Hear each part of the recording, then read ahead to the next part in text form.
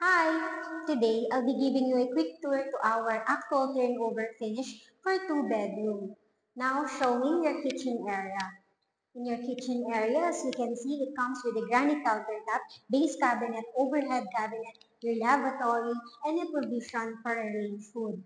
Windows, your main door, living area window, and this area could be your living space or dining space. Now, let's go to your toilet and bath. In your toilet and bath, it comes with a granite countertop, lavatory, toilet bowl, wall tiles, floor tiles, niche, and a provision for a water heater.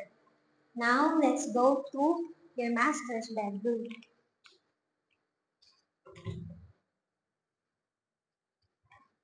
In your master's bedroom, you can find your access to the balcony and a provision for a window-type aircon.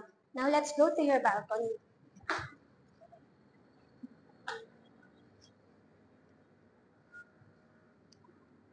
Now, let's go to your secondary bedroom.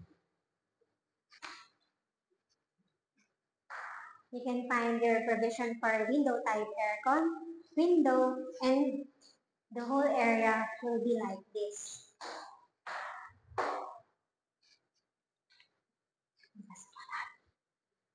Now, I'll be showing you your service area or your washing machine cabinet.